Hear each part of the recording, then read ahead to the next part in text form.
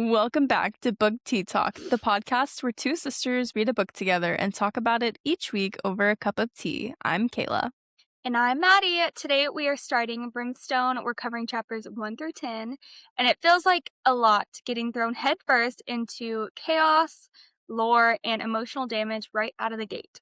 We will be talking about all of the spoilers in the chapters we read today, so proceed with caution. As a reminder, if you have read the whole entire series, please do not include any spoilers in the comments. But before we jump into the episode, I have to know what tea you're drinking today. So, I am drinking out of my favorite mug that I tried to show last week, but it didn't work out. I am drinking out of my adorable Starbucks mug. Isn't it so cute? Very And then cute. I am drinking peach tea today. How about you? I have this cool mug that has like a little, like it's attached. So it's Like like a a little cozy? sleeve. Yes. And Okay. I'm drinking Taylor's mango and cardamom, I think is how it's said. Yeah, it's very good. I've already tasted it. It's pretty good. Carmindum. I'm just kidding. I just made that up. I have no idea. Interesting. Do you Yeah, like the it? N is definitely after the D, not before. No, it's good. It tastes very florally. I don't know what cardamom is. I'm assuming it's a flower. Probably. That would make So sense. yeah, it would make sense. But yes, it is good. Yes. That's good. I like my peach. It's my favorite, actually. I think it's all Nice. out of all the teas, peach is my favorite. As it should be. By the way, don't forget to make sure you are subscribed to our channel so you don't miss future episodes. We have our books and tea ready, and now let's go ahead and talk about it. Normally, this is where we would describe the summary of the book we are reading with you guys. However, I don't know about you, Maddie, but I am going into this book intentionally blind. I haven't read the back of the book. Don't want spoilers. I just want to be completely wowed by it. What about you? Is that how you're feeling? Yeah, agreed. Like, I will read the back of the book for books that I know nothing about just to see if I would be interested in it. But since this is a second book to the first one we already read, I also want to be completely spoiler free and find out on my own. Nice. Me too. Glad we agree with that. We will say that this book picks up right where Quicksilver left us off. We will begin in the aftermath of Saeris killing Malcolm as she's about to be crowned Queen of the Vampires, the consequences that have already been placed in motion, and how all the characters around her are reacting to what's been set into place. The average Goodreads rating for Brimstone is currently sitting at about a 4. We'll just say about a 4, with 200,000 ratings, which is still a really good rating, especially because I don't think it's all that different from Quicksilver, which was book 1. But with all that out of the way, let's get into the first 10 chapters. We open the book in Ammontraieth, and right away the tone is set clearly for us. We're dropped into a scene of violence, urgency, and a dark warning surrounding our main character, Saeris Thane. So we open in Ammontraieth, which is the vampire city that Malcolm was the ruler of. Saeris has completed her vampire transition and is in the stages of beginning her ascent to the throne, which is where Quicksilver left us, because the vampires have this rule that if someone kills their leader or whatever, the ruler, that person has first rights to the throne and they have to follow this rule. Like, it's just, we'll get into that later. Well, I think it was also that Malcolm never thought he was going to die, so he True, also he didn't have an name heir. an heir. Yeah. This is true. Speaking of our girl Saeris, just a little update for you all. She now has pointed ears instead of her rounded little human ears because she's half fae, half vampire. What? Her little human ears. Her little human ears. She can also sense emotions from Taladeus, which we are reminded often is her maker. We always are reminded Kingfisher is her mate and Taladeus is her maker, which is kind of awkward at times, or weird at times, I should say. She is also immune to the effects of silver and iron, both metals that affect both the Fae and vampires. However, does not affect Saeris. She is immune. I'm assuming because she's an alchemist and just because she's unique. Yeah. Mm-hmm. She can also no longer be out in the sun. The sun hurts her, like the traditional vampire lore that you get in about every story. I wonder if garlic hurts her too, I think. Don't know. Well, I mean, she doesn't really eat, so I don't know. True. We'll Which get into brings us that. to our next point. She's slowly losing her appetite for food and finds herself wanting to drink blood, which I am curious to see how that will impact, like, the larger story. Like, I wonder if she'll have, like I don't think you've ever watched The Vampire Diaries, have you? I've seen, like, the first season, but then when she chose the other guy, I got very upset. And then I stopped watching it. That's crazy. Yeah. Anyways, in there, she has, like, a little bit of a I don't know if it's a spoiler for you, but she has, like, a little bit of a little villain era where she's turns really bad with blood, and I Is kinda that with wonder if the is that when the twin came? The girl that looked just like her? yes and no. Okay. We'd have to have it's a whole thing. There's a lot of Okay. episodes. Okay, But got she it. just has it just reminds me of, like, I wonder if she's gonna have, like, a little villain era. Mm. But yeah, she may also have some additional abilities in her future. We kinda see a little bit of that later on. So, Kingfisher kills a vampire who has been lurking outside of Saeris' chambers because apparently that's a new thing. They just are all the ways out to get her. So, this vampire admits that he came for Kingfisher, though, not for Saeris, which is interesting. And he provides a dying warning. They're going to destroy her. This court, it will fall apart with her inside of it. Dramatic. The Yeah. vampire says that this has been seen, insinuating that it isn't a hypothetical reality for her, it is going to happen. Maybe And by the witch. Kingfisher, no, maybe. We'll Or see. others. Or Mm. others. But yeah, it's through this scene that we learn that Kingfisher has also been working on killing off the members of the Blood Court that may want to kill Saeris for her rule or want to oppose her. Yeah, So I have that some makes questions sense. for you. Okay. What do you think the vampire meant when it said that this future has already been seen? Do you think it's a real prophecy, a manipulation by the gods, or something else? I think it's possibly by somebody like Kingfisher's mother that can see the future and can sense the future. Um, I don't think it's from the gods because we found out that they can no longer see her. Um, but yeah, There's I more don't than know one who. god. Yeah, but he said that they all can't see her. I The thought that's what Fae he said. gods can't see her.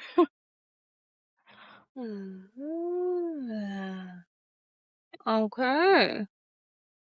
Okay. Okay. All right.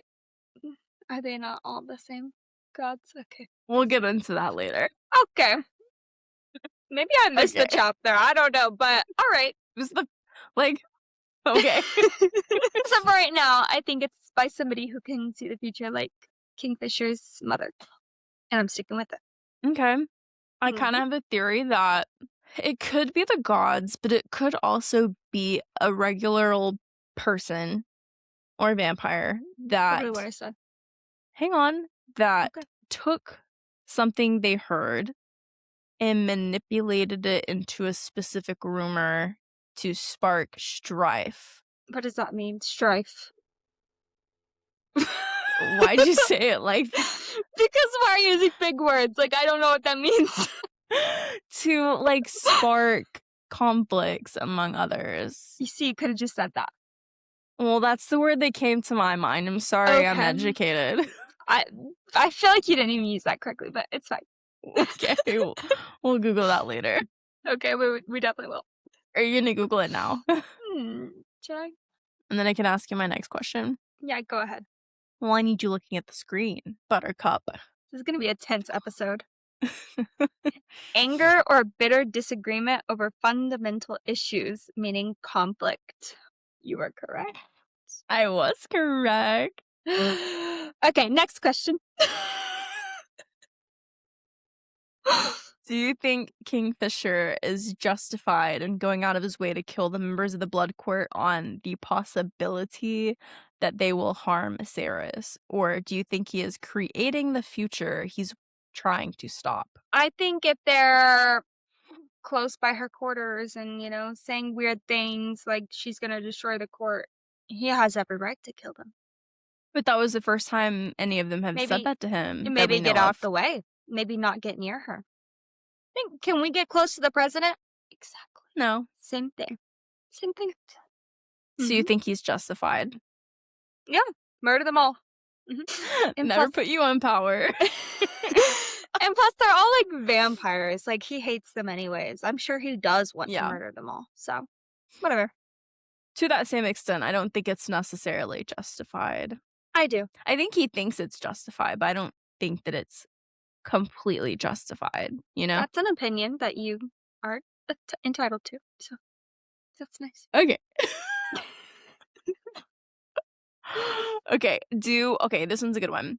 Do you think that the threat that centers on Saeris is specific to her or the monarchy in general? Like, do you think Malcolm also had people willing to seek him out for violence and anger? Oh, I'm sure it was both. I'm sure it was Malcolm as well. I'm sure everybody wanted the crown, but I feel like with Malcolm, he was more untouchable. And how they're looking at Saris right now, they just feel like they can easily She's a overpower baby. her or kill her. Yeah. Especially since she was just human very recently. Okay, Yeah. that's fair. I feel like probably the same, but yeah, like you said, more so on Saris just because of her new powers, or not new powers, but like newly being appointed to power. That's when Exactly. you're most They think vulnerable, you she's know, and naive Malcolm and rules doesn't know. forever. Right away, we're told Saris is the center of a collapse that hasn't happened yet. Almost immediately after the warning, we get a moment that feels small, but is just as frightening. Would you like to tell us about it? Yes. While the political threat is looming in the background, the story cuts out something much quieter, but equally unsettling. Carrion alerts Fisher that Onyx is outside being chased across the dead field by a horde of eaters. It took him a while to get to the point, first of all, which I was not happy with. Anyways, Onyx somehow crossed the mountain range between Kalish and Ammontraieth alone, all by himself. And the mountain range apparently is very difficult to get through. It's a very grueling journey. You know what grueling means, Cal? Do I need to I Google do. the definition for you? No, Okay. I'm good. Just making sure. It's grueling even for the Fae, though. Let's point that Exactly. out. Yeah, it's very hard, very little food, very little shelter. He wonders if, they looked at him and they saw him there and they were like, no way. Like, there's no way it was him, but it was him. Kingfisher is shaken by what Onyx chose to do in order to be with Saeris, because obviously he came all that way because he was apart from Saeris. Kingfisher and Carrion set out on horseback to rescue the fox. And there are feeders everywhere. Okay, everywhere. It was terrible. And they almost didn't make it. Do you think Onyx crossing the mountains was instinct, an act of magic, or a response to Sarah specifically? Because they mentioned in the book that Kingfisher believes it was for Sarah. So, what do you believe? I definitely think it was for Saris. I think the fox feels attached to Saris because it's like her. Is it a he or a she? I think it's a he. Okay. Well, it's his mom, like, and I kind of, I don't know. During the scene, I low-key thought that the fox was magical, and like, I was having a hard time picturing this all in my head, and I thought that he had teleported through Kalish to get to Ammontraieth. I don't know why. That was just what I was was in not my head was thinking that. happening. Okay. But I think he's bonded with Saris in a way. Like, I think he low-key kind of felt her emotions in a way. Because Saris can do that with Taladeus. I mean, they share blood, I guess. But what if the fox can also do that for Saris? These are some theories. You got some theories, girl. With no backup at all. You're just theories. Nope. The wild ones. Teleportation, feeling the emotion. Like, gosh, this box is super powerful. Put him as the king. No, for real. He be a Okay. just ruler. Bring me my foxes. He is He'd say, give me my food, if anything. He is a fox. Yeah. Bring me my Oh, mice. that's funny. Okay, that's a theory. I think he was just he was away from his family. He wanted to be with his family. That's my opinion. I do think he specifically came for Saris because obviously he's more attached to Saris, but I think just the group of people in general he was going towards. But I don't know how he found them. Like, how did he know where they were? Did he sniff them I out? His little magic. nose He's bonded to senses? Saeris. He know where to go because he feels her. Proof. Okay.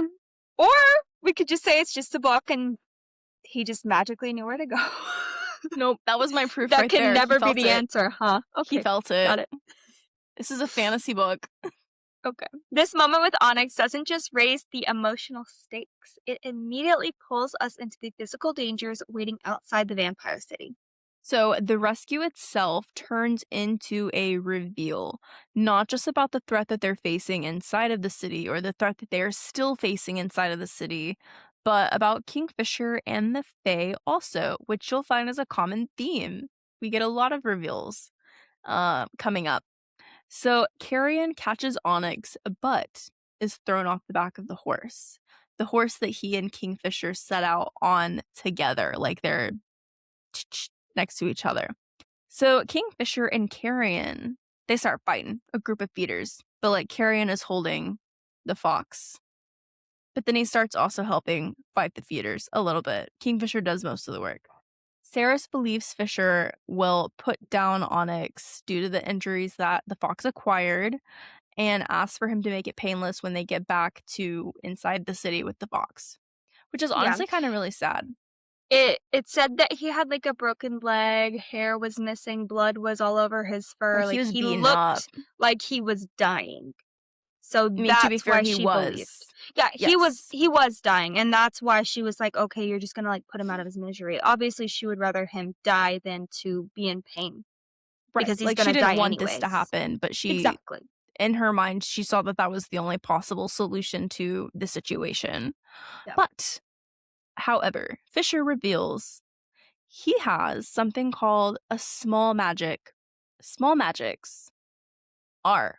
Not all members of the Fae have access to small magics. It's not part of a male or female's birthright magic, like the power that they just instinctively have upon, I guess, their birth. It's a small well of energy, so think of it like a little cauldron that they have internally. Cauldron? Okay, cauldron, yep. Or a little Cauldron. bottle. Cauldron. We're Cauldron? not Okay. debating this. Okay. Okay, so anyways, the cauldron or pot of energy inside of them, it's very small and usually towards a specific line of magic, and it is a finite resource. So once the pool of magic, the cauldron, the bottle, if you will, is used, it can't be replaced, it's gone, they can no longer do this magic. So Fisher reveals, Wait, does it not replenish? no, not that the Ever? small magics does not ever replenish. Once it's used, No. it's gone. I thought he said when he was younger he would use it to heal stuff He used on him. some of it, but he left some of it Mm. available to be used in the future. I see. Okay, I think that it makes even mentioned sense. that his mom like guided him in the fact that he has it because he'll need it in the future I see. or Okay, that something. makes sense. So, yeah, once the magic is used up, the small magic, it cannot be replaced, unlike his normal like shadow magic that is just like his power. It's just there, yeah. Yep. So his small magic is the ability to heal. So obviously, he heals Onyx. Like 90% of Onyx he heals, but then he runs out of magic and can no longer, that's no longer an option for our dude. But the fox is healed enough that he is able to survive. I think he walks away with like a teeny tiny little bit of a like a sprain essentially. Yeah, not much. Why do you think Fisher hides this healing magic when it could have saved lives in the past? Why wait until now to use it? I think it told us in the book like it wouldn't have saved lives because it's not a very powerful magic. It's not like the one that the healer uses. It's a very small, which he mentions that it only worked to heal him that much because he has a very small body. But I don't think it would have worked on the Fae or humans because he would have had to use a lot more of it and it would have been out immediately right when he tried. Yeah, So, he would have ran out of his little resource, exactly. and then he wouldn't have been able to use it in the future for what he Mhm. actually intended or was intended Exactly. to use it on. Mhm. And plus, I'm sure there was always a healer nearby or something like that that could have. That's true. Yeah. That had the the infinite resource instead of Exactly. finite. That makes sense. With Onyx being safe, we finally get a little clarity on the long-term plan for Saeris' rule in the new court. And to no one's surprise, it isn't a conquest. She's not wanting to conquer the entire city. The whole idea for Saeris ruling the vampire court is to enact change for all of Avelia, not to conquer it. The goal is to end the war between the Fae and the vampires with minimal bloodshed by enacting positive change. So they basically have this little plan in the back of their minds where they're going to make changes slowly, but they are finally able to get something done because now somebody is a ruler.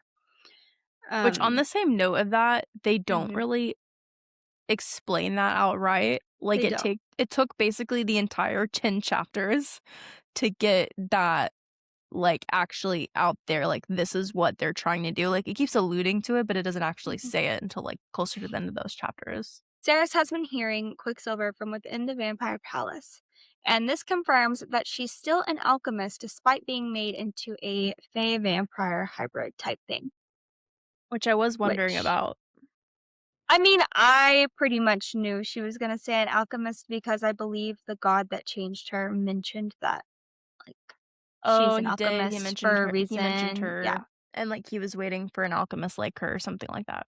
exactly. That's So true. I really didn't think that she would have any issues. I do want to know what her like powers are gonna be. Oh, I'm so excited. Okay. I know we learn about like Her spell powers, like magics. oh, Like, is she gonna get like powers? Like, we don't I see, I know. see. But like Kingfisher We has experienced powers. some of it as we'll get But I think those are into. smaller magics. I don't think those are like Oh, you the think she has more magic. than one smaller magic? Possibly. Okay, We'll see. that's a theory. It is. So, do you think it's possible for their big plan to work? Like for Saris to enact real change from ruling inside of the corrupt system that they're in? I do think it's possible. I think they're gonna face a lot of Challenges for sure. pushback. Yeah, Yeah. pushback from it for sure. So I'm curious to see like the fallout from her rulings, if that makes sense. Yeah. I'm sure there's going to be some sort of something going on. War, drama. We'll see. All of it. All everything. Do you think it's possible that she is, in a way, a pawn for someone else's agenda, like possibly Galadeus? I was gonna say a flashback to what you said at the beginning of the episode, how you Yeah, think that it's setting up the for us to think he's sketchy. Because exactly. I do kind of feel like I feel like the book, like you said, wants us to think that he's this really conniving, long game kind of planner, and maybe that's what it is, but I don't know. I don't know. I feel like if Kingfisher trusts him, we all trust him. I Okay. trust Kingfisher, that's for sure. I I still believe think he they're all does no wrong. pawns to the gods, so I guess in a way, still a pawn. Aren't we all, in a way, though? Yes, that's the point. It's like a reflection. Okay, Kinda. I see. The idea of Saris as queen isn't universally welcomed within the vampire court, and the next scene makes this very clear. This is where the book fully opens up the political landscape that is the vampire court of Ammontraieth, which is inside of Sanisroth. So hang in here with us for just a minute. We're about to get into a lot of lore about the vampire city, I'm essentially. hanging in. You're hanging in. Fun fact, Maddie was confused on this, so I had to explain it to her like last week, which is why we didn't put out a video. So first, to clear up, as I also got a little confused with this tiny bit of information. So we get told a couple of different names in these chapters, and at first I was getting confused on what is what, where is who, where is what. I think I said that twice. Xanathroth is the realm that is the larger territory, which is often described as the enemy land occupied by Kingfisher's forces, and is in a long-standing war with Yavelia. So if Yavelia is a realm, Xanathroth is a realm. Make sense so far? Yes. Okay. So on the other side of Evelia's that, where Saris is from, right? no, that's Zilvarin, which is another realm, Good God. Okay. I So think. Hers is actually a city. Yvelia is, like, the entirety of what Quicksilver took place. You remember they were going to, like, different cities Evalia. in Okay. Yvelia? But Yvelia So was the realm. so Sanis Roth is another realm, like, they have to, like, jump through Quicksilver or through, like, a portal to get to. I think they can also cross a river, so maybe it's not, like, realm as much as it is, like, a kingdom or, like, For a country. If we're, city? like, Okay. modern day times, we're talking about, like, different countries, I'm assuming. The face is crazy. Evalia? Okay, so maybe it's a different country. Yeah, it's just they have to Yeah, cross the either way, water. it's, like, the broader scope. So Okay. Sanisroth is, like, the country, and Ammontraieth is That's a a country. stronghold. Yeah, Sanis Roth is right here, and Evalia is right here, so it's just, like, large territories that okay. it takes a long time. Ooh, territory is a good word. Okay, so Yeah. Sanisroth is a territory. It does say larger territory in my notes. And then Ammontraieth is a stronghold within Sanisroth, so like a city within the territory. And it's a seat of power with significant dark history and features also known as the Black Palace and Hall of Tears. Yeah. So, this part of the book takes place in the Black Palace, which is also in our notes referred to as Ammontraieth. So if you hear us saying Ammontraieth, we're pretty much talking about the Black Palace, where the vampires live. So in Ammontraieth, we have 5 Lords of Midnight, which rule beneath the monarchy, and they're all referred to as Lord despite if they're a male or a female. So these Lords of Midnight are now underneath Saeris. We're underneath Malcolm, now underneath Saeris. And each of them wear a ring that was gifted to them by Malcolm that is a source of power and supposedly contains equal magic within them, which I don't think that's true. Yeah. Well, it's rumored that it's not true. Yes, yes. So now we're going to get into the little bit of the deep dive of our different lords here. This was a big one that I was, like, lost on, so I'm glad that we took Okay. notes because I need to look at this in the future. Okay. So each of the lords have very different ideologies and they vary to very different degrees. So the first one we have is Zavenia.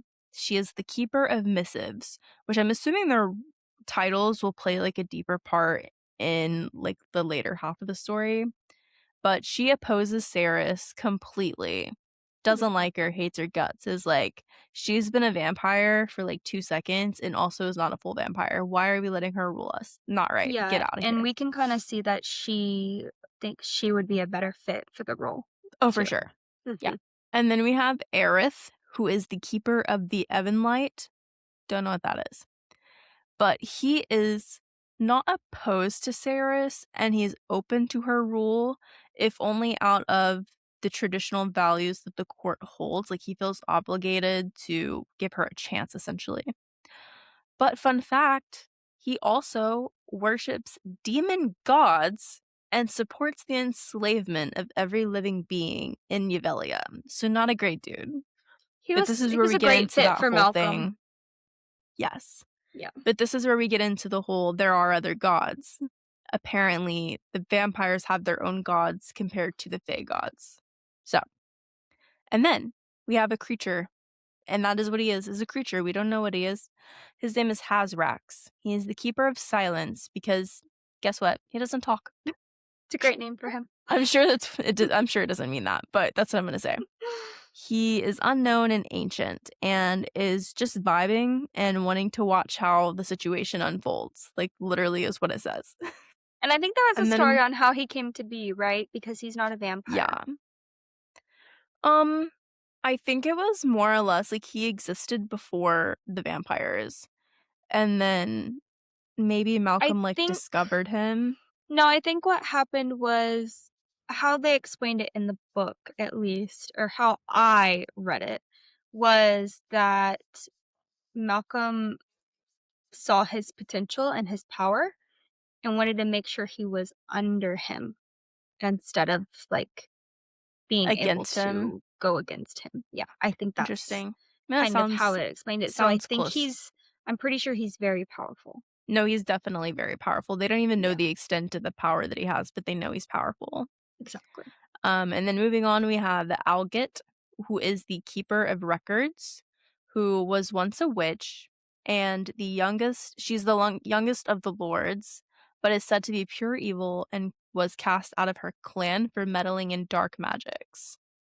And then, final straw, we have Taladeus, who is the keeper of secrets, aka the spy. He is not favorable among the other lords, and he can manipulate all liquids except for Quicksilver. Like, that's his ability, his power. Can we also note that all 5 of them can change people, right, into vampires? Like, they turn into vampires, No, not feeders? No? no, Is no. that not right? Only Malcolm can do that. But Taladeus can do it And too. yes, I but thought because he was a lord, he could do it. no. Taladeus specifically, I think, tells Fisher that it's a hidden knowledge that Malcolm kept for himself. He didn't want other people to have the ability to do this, but somehow Taladeus figured it out, which is why he's able to. But I the other ones see. do not know Okay, how just because to they that don't we know know how. of. Okay. Yes, they probably can. The knowledge was kept secret. So as of right now, Taladeus is the only person who can turn somebody into a vampire because obviously Malcolm's dead and the Yes. other people do not know how to do it. Yeah, I kind of wonder if Saeris would also be able to. Like, does she just But because she she's doesn't now know the how to do it. ruler? I know, but she's the ruler. She's top dog. So I don't know if she needs to know the knowledge or if it's just something that she can do. I imagine she has to know. But that's a good question, Yeah, that's a good question. you know? Okay. Okay, so then we have specific things to note about the Black Palace, specifically related to their laws, which I feel like are going to be important in the story. So we find out that it's governed by many strict rules and heavily honors the traditions it has. It does not think highly of people not following the traditions. And there's something called the Laws of the Five, which must be obeyed from anyone born of Malcolm's bloodline, which is basically all of them. And that means for a time period, they actually cannot disobey the Sanis crowned monarch, which is now Saeris, which is why they want her to rule so that she can make changes because everyone would have to obey them. What do you mean for a time period? I thought it was right after you make the rule, like that's So how it is. let me get into this next one and we'll circle back to that because it kind of Okay. answers a little bit of the question. So they also have a thing called the Law of Ascension, where the citizens must acknowledge that the person who kills the monarch first Mm. is going to be next in line before being able to steal it for themselves. The crown. So Yeah. what I mean So they have by to acknowledge the new king or the new queen before they're able to make a move and kill her. That's yes, basically, yeah, that's the rule. yes. Yes, and then once they acknowledge that the new king or queen is the new king or queen, they have to obey the laws that they set in place because they're, like, bound by law to do that. So once they Right. say, "Maddie, I accept you as the queen," I now have to obey everything you say. But you put for a time period. Yes, it says in the book for a time period. It doesn't I ever thought it was say forever. no, it says for a time period. It doesn't say how long that time period is, but it does say for a time Because period. they mentioned Malcolm also put the same law, like, to his people that they weren't allowed to hurt him, and that is why he ruled for so long without any I challenge. think what helped Malcolm was he was ruling by fear, so even if the citizens were not still held to the same law, I think he was so powerful that they feared disobeying him on the principle of their life. No, but I thought he made that law specifically for the court so he can tell them not to kill him. And they also mentioned that he like wouldn't stand by windows just because of how paranoid he was. And that's why Yeah, he made that law where what is it called? The law of the five, where that is a law and you can't hurt me, yeah, but it could you know? still be for a time period. Just because Mm. you're But it was bound for a long to time. it doesn't say it could be for 5,000 years, it doesn't True. say what the time period is. I thought It's it was very forever. vague in that. I mean, you guys feel free to check us and let us know if we're wrong Yeah. or which one of us is right. But I think it said Yes. for a time period. I don't think it said for a time period. I think it said forever. But that's just me. That's my opinion. Okay, well, I don't you know. check it later and you put it in the comments of the video. I will. The whole video is just us Anyways, arguing. us bickering, literally. Okay, so back to Saeris. She's in the middle of this room trying to ascend to the throne, and one of the lords demands that she drink from the living before accepting her as the queen.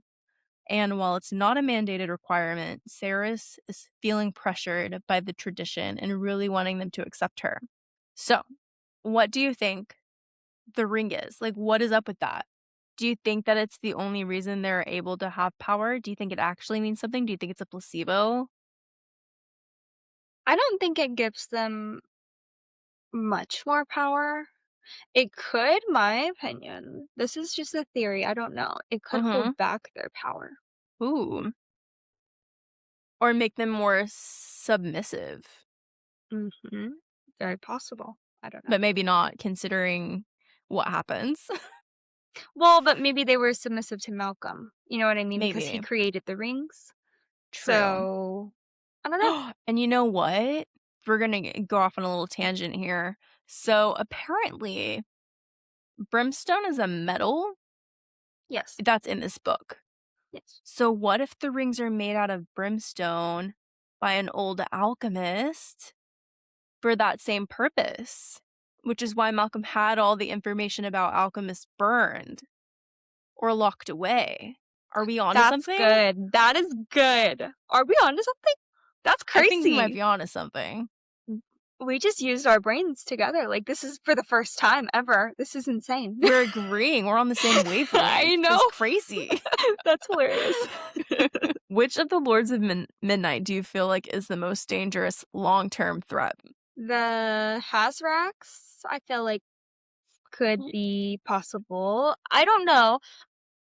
I'm getting worse vibes from the witch right now, but I Mhm. believe that the Hazrax is the most powerful. So I think both of them. But I think Okay. the witch more because of the bad vibes. But Okay. Hazrax, I believe, is a lot more powerful than all of them combined. So I don't know if he's a good guy or a bad guy yet. I guess we will find out. So I think the one that is going to be the most dangerous is either going to be Alget, the witch, or Savinia, because she could Really? be like a whisperer, like whisper and manipulating other people to not I like think she's very Saeris. like petty, but I don't think she's a big threat, in my opinion. Guess we'll see. I just don't think she has the strength for it. What do you think? There's anything significant with Hazrax or no? Do you think he's just gonna I don't vibe? know. I have no idea if he's good or bad yet. I guess we're gonna have to find out. But I do think that he's very, very powerful. But I don't know. We'll have to see. What about you? What if another Oh, good unhinged God. theory? Oh, no. What if he knows something about alchemy and he teaches Saeris, like becomes the unexpected ally in that way? Like a brimstone alchemist? Maybe, or like Or maybe he's maybe he not an worked with alchemist, but he knows. alchemists before. Yep. Yeah. Okay. And maybe he's just been chilling this whole time waiting on her, like knowing that this was his moment to shine. I don't know where you're getting any of this information, but My okay. little creative brain. We will check back and we will see if you were correct. So, under the pressure of being asked to drink blood from the living, Saris is forced into a decision that is potentially going to blur the personal and political boundaries that she is around. Rather than risking a further escalation during the standoff between Saeris and the Lords because Saeris was refusing to drink, Fisher intervenes in a way that immediately complicates a few things. Saeris at first refuses to drink from the living. She said, if it's not a rule, I'm not going to do it. And Taladeus was telling her, it's not a rule, you don't have to do it. But that is until Fisher offers himself to end the debate among her and the Lords. Saeris drinks from his wrist and gains a new tattoo in the process. It's a thin black line just below her collarbone that goes from one shoulder to the other. And it mentions that whenever she drank from him, she put stuff into him Should we mention that? It's called I don't have it in the notes, but we can mention it. Okay, okay. We don't find out later, but it's called dosing. Yeah. So apparently when she bit him, she was too scared to drink at first until Fisher said drink. So something went inside of his It's like her bloodstream. venom, her venom. Her venom, yeah. Um and then once he said drink, then she actually started drinking the blood. But But in the meantime, he felt very euphoric. yes. Yes, that's why the tattoo was put on her body because of her injecting him, basically. But we don't know what it actually means. Of Exactly. course. Yes. Probably won't until the end of the book. The lords were satisfied that she has now fed from Kingfisher. Areth then says that she is now leashed to the blood and bound to it, and whatever that may mean for her future. What do you think of Fisher's offer to Saeris to drink his blood? Don't think it was surprising, but I find it interesting. I don't really know what else to say other than I think that it's interesting. I feel like, okay, so Aerith says that she's leashed to blood and now bound to it, which I feel like is a very ominous way to put that. I feel like Meaning there's that something, she's gonna start desiring it more. Do you think? maybe, but maybe there's something more magical happening besides just her desire. Very So possible. I'm kind of curious if that's something that Fisher knew about already, whatever it is, and chose to offer himself up to drink, like without giving her that information, as he likes to do. What are these weird theories? Like every freaking chapter, it's like you got a new one. I'm like, okay, I don't know where these are coming from. Okay, interesting. Good You theory. don't have any of these thoughts? Like, am I No. alone? Yes. Yes, Do you you think I'm are alone. overthinking it? Yes. Just read the book. Anyways, what do you think about Saeris constantly collecting new tattoos like jewelry? I I have think thoughts on this too. I do too.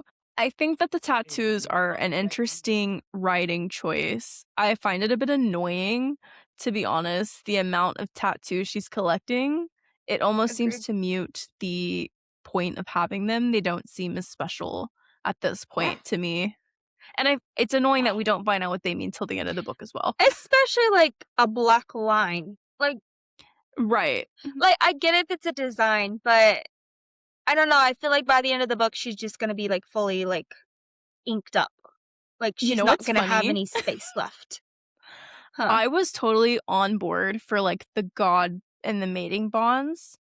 Yeah. But I feel like the new tattoos are just a way of her distinguishing herself from Akatar. Because Farah and Rhysand got the, like, Yeah, tattoos. So I is the get new it. tattoos just a way of putting it apart from Akatar? Maybe. Honestly, like I don't even like to think about it because I don't like tattoos in excess. I think they look ugly. So when I'm That's imagining an her, opinion. no, but like full sleeve, like you know what I mean? Like I'm But I want imagining a full her. sleeve. Okay, that's nice. Um I don't like it personally, and I'm just like I don't like imagining her like that because personally I don't like that and I wouldn't want myself completely tatted up like hands like everywhere. So, yeah, I don't know. It's kind of an ick to me. Okay. Especially just like meaningless, pointless lines. I get if they would like fade and like new ones would appear, that would be cool. But by the time she's like what, 5 more years, she's gonna be completely inked out. Like there's not gonna be any skin True. color left. So I don't know. I don't like it.